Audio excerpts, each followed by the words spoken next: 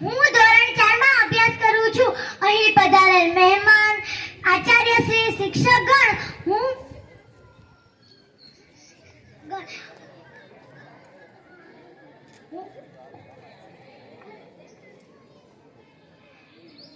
નાના મોટા ભાઈઓ તથા બહેનો, હું આજે તમારી સમક્ષ એક પાત્રીય અભિનય રજૂ કરવા જઈ રહી છું.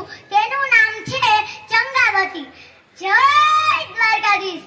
જોને મુશળધાર વરસાદ વરસી રહ્યો છે. બંધ થવાનું નામ જ નથી લેતો ને.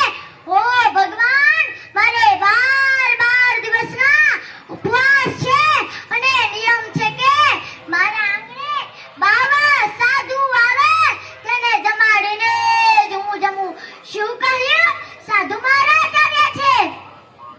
આવો આવો સાધુ મહારાજ, હું ક્યારની તમારી જ રાહ જોતી હતી. આવો આવો. મેં તમારા માટે, મારો નિયમ છે કે મારા આંગણે બાવા સાધુ આવે તેને જમાડીને જ હું જમું છું અને મારે 12 દિવસના ઉપવાસ છે.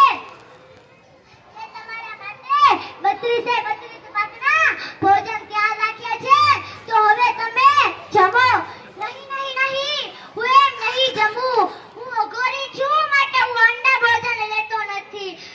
અરે સાધુ મહારાજ, તો તમે શાનું ભોજન લેશો? હું તો પરમાટી ખાઉં છું, પરમાટી. માટે મારે ભોજનમાં માંસ મટન જોશે, માંસ મટન.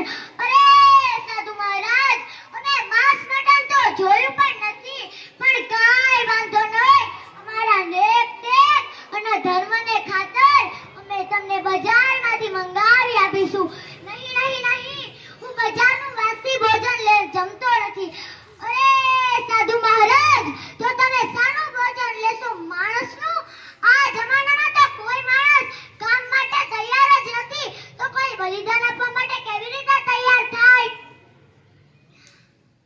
શું મારા દીકરા ચેલૈયાનું બલિદાન, એ પણ સોળે શણગાર કરી, ખાંડારિયાના ખાંડી, આંખમાં એક પણ આંસુ આવ્યા વિના હાલરડા ગાતા ગાતા, હી મારી હાલરડી પડી હડતાલ કુંવર ચેલૈયા, ચેલૈયા રે કુંવર, ખમ્મા તને હો ખમ્મા ખમ્મા તને.